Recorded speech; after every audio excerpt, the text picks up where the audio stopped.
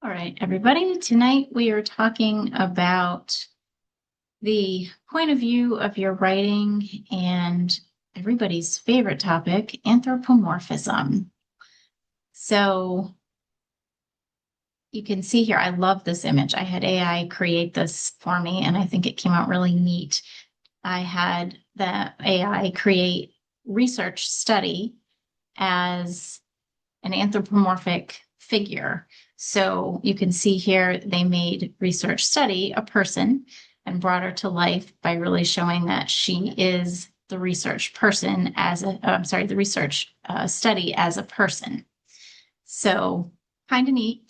Over here we have the sloth with his coffee mug and his outfit on for work and his tie.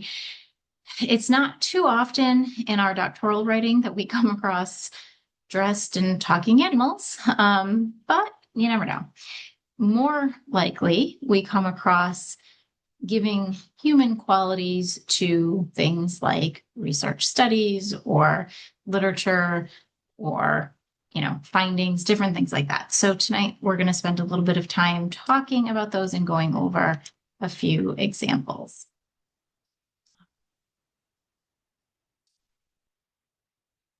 So first is the point of view, and this is not an APA mandate. So APA is fine using first, second, or third person language, depending on what it is, the type of writing that you're doing. But even then, in academic writing, they're fine with first and second person. So you will see articles that say, I did this, or we as a team did this, etc. It is a local rule for our doctoral programs that we do not use first and second person language. So we always want everything written in third person. It is okay to say he and she if you're referring to single authors. However, it is okay under APA to use they and their as singular instead of just plural. So there's no definite on this. It's basically personal preference. However, you want to address the authors. They is always a safe bet, but right now there's no definite requirement on this. When you are referring to processes in general, again, you want to keep them very much in the third person. So we would not state something like, I collected data. Instead, we would say the data was collected, blah, blah, blah. So keep that in mind. This is something that is very easy to practice. You guys are still all, in the first part of year one. So you have a lot of runway ahead of you to practice with this and always try to get in the habit of using third person language. Now, in your discussions, in your reflections, that's different because they are about you and you can insert yourself in them. So it's fine. I don't want to say for all discussions because sometimes different faculty will have different requirements on what is in a discussion in any given week. But generally, there's a little bit more ease there. And certainly with reflections, it is all about you and your thoughts. So first person is totally appropriate. But in general, for academic writing, for our program, we are going to stick to third person. Does anybody have any questions or thoughts on that part? All right, so let's move on. All right, we are jumping into anthropomorphism. So in academic context, like I said, we don't often bump into sloths going to work, but we do often come across language that is very anthropomorphic in student writing, even in some dissertation final writing and in some article writing. So there are a lot of gray lines. I admittedly sometimes struggle because it's like, which noun can do which verb and which one can't. And sometimes it is a little confusing, and sometimes it's even very gray and even more about preference than an absolute. APA has actually expanded their list of acceptable anthropomorphic statements from what it used to be. They do allow, there's a few new ones on there that we never used to see. So let's take a look at anthropomorphism. So the definition is really just assigning human traits to a non-human entity, and then using that in your writing. So the reason we don't want to have anthropomorphism is because we want to make sure that we're being very clear, that we are writing as objectively as possible, and that we are using wording that creates precision, right? We want very precise wording.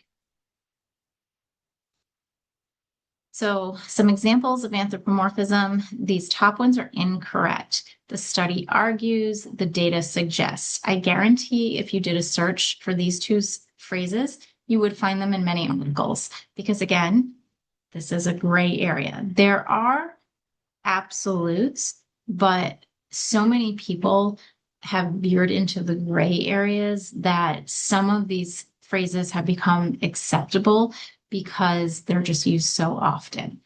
The correct statements would be the counters of these here. The study's findings indicate, because a study can't argue. A study on paper cannot stand there or sit there and argue back and forth with you. But as you're reading it, the findings can indicate something. And then the data suggests, again, the data isn't jumping off the page saying, hey, this is what we suggest. The data analysis reveals something. As you're analyzing the data, the story is coming to life. So the data analysis reveals information. So the effects of anthropomorphism in academic writing, the negative effects, again, it goes back to that loss of clarity and objectivity. We always want to be writing as clear as possible. So for some of you in your literature reviews, nothing to do with anthropomorphism, but just more about clarity. There were times when you switch paragraphs and you say, you know, this leadership style, blah, blah, blah. Okay, but we've switched paragraphs. What leadership style? What are we talking about? Remind the reader. We shouldn't have to guess where we are when we're picking up, you know, from any given section. So objectivity and clarity are really important in so many aspects of your writing. And that's something I would really encourage you to think about and work on as you progress in the program.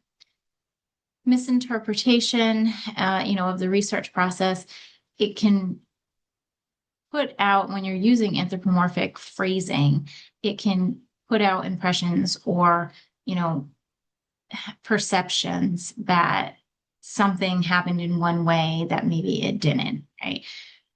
Do we know that, the piece of paper in front of us didn't conduct the study? Yes, we do. But again, there are some areas that can make it a little more gray and confusing and just not as clear as it could be. So anthropomorphic statement, the experiment decided. Again, experiments don't decide anything. The researcher makes decisions. An experiment cannot make decisions. So an objective statement to remove the anthropomorphism, the experiment's results show whatever, right? Got some more examples, so we're going to keep going. So on this slide, I have examples for you that really relate to organizational behavior because I figure that's what we're talking about. So let's look at some statements that you might see. So these statements that are up here on the screen on the left are common statements that you would see, but technically they fall into the anthropomorphic category. I will say this area is extremely gray because technically, organizations are legal entities. So therefore, organizations can be perceived to have traits of a human. And I know it kind of sounds funny, but if you think about that, if a statement is released from Procter & Gamble, you will never see at the bottom of the statement, prepared by Ken Smith in, what's the word I'm looking for? Not marketing, but, oh goodness, it's totally I'm just going to use in communications, right? It'll never say that. It'll just say Procter & Gamble. Or on the news, you'll hear Procter & Gamble put out a statement. You don't hear, again, Ken Smith from communications prepared a statement for Procter & Gamble. Now, sometimes if the statement's coming from a CEO or an executive C-suite person, they may be called out by name, but you won't often hear leadership or leaders of the organization have stated. You just hear Procter & Gamble stated this today. Okay. So this area with organizations specifically is very gray and definitely overused. If you use these types of anthropomorphic phrases about an organization or a company, oftentimes this won't even be flagged because it's so gray. The department resisted is a little bit more veering towards anthropomorphism. Again, we actually have another issue in this statement. Priscilla or Val, can either of you tell me what another issue in this statement might be?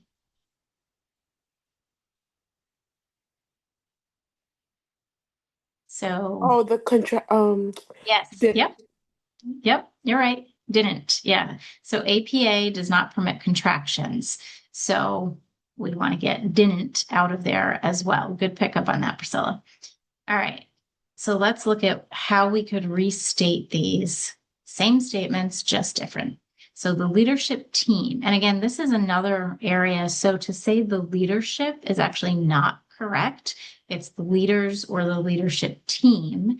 However, again, an extremely gray area. So you may see statements that say the leadership decided to reward, even though it's really not correct.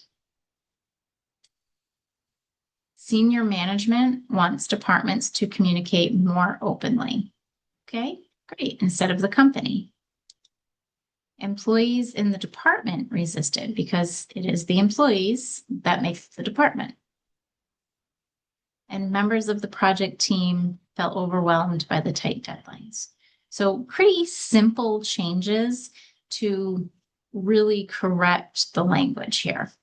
This is a really good use of AI. I would encourage you, if you're trying to get used to using AI in more ethical and correct ways, after you write in your natural tendency, your comfort zone, give AI a whirl at it and say, use a prompt, something like, please indicate all instances of anthropomorphism. And it will tell you this, it'll get, put it in its little chat box that this phrase is anthropomorphic, this one is anthropomorphic. Often it will tell you why. And you could go a step further and ask it to help with rewording. Just be careful that you're not using AI to reword your entire paper because that really veers into a different area, right? So if you're using it to help you get used to rewording your anthropomorphic phrases right now and you're getting more used to it as you go through the program, that's very helpful. It's a helpful teacher tool or teaching tool, right? So I think it's a good use to help find those phrases because often we overlook them in our own writing. So helping you to identify those phrases and then for you to try changing them or, have AI help you for right now. All right, so now this set of examples are geared more towards academic research because these are statements you will commonly see throughout this entire program and all the research that you're doing, the articles you're reading, et cetera. So again, the study wanted to explore. The study doesn't want anything. The data revealed this one, again, I feel like that could be acceptable. It's a little bit gray. The reason this one is incorrect is because the data isn't revealing anything. It's the analysis of the data that reveals the findings, the information, etc. The literature doesn't suggest anything. It is a culmination of, or literature review is the culmination of various sources, right? And then the survey tried to capture. Surveys don't try to do anything. So the researchers designed the study to explore how leaders make sense of organizational change. Okay, that's better. And there's other ways you could reword these. These are just potential examples. The analysis revealed that participants were dissatisfied with the new policy. Okay, so again, we're back to that analysis piece, not the data. Scholars in the existing literature argue, blah, blah, blah. So it's the scholars that are doing the writing, right? So the ones in the existing literature. The survey was designed to capture employees' perceptions of fairness. Perfect. All right. Let's move on to this here. I already have these pulled up, but let's see. Because it makes me, oh, good. I say it keeps making me verify that I am a human. All right. So this site is helpful. This is from the University of Arizona, but they have a site that walks you through what is anthropomorphism, and it also gives you examples. So I find this site to be pretty helpful sometimes for students just to get a good visual. And then the other site, this is actually the APA style guide. So previously is in probably before the last 3 years. The APA style guides were not as strong and as robust as they are now. So really the APA manual had all of the information and it was very scarce on the style guides. Style guides have really been expanded, and they are, I think, really great sources. So whenever you look something up for APA, if the style guide comes up as an option in your search, always click on that because APA provides a lot of great information.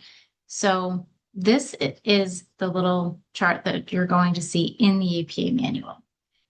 I don't find this very helpful because of the type of research that we do. We are not in labs doing experiments on rats and, other things that a lot of research might focus on. So rat pairs, the problem with this is rats are not people. They don't pair.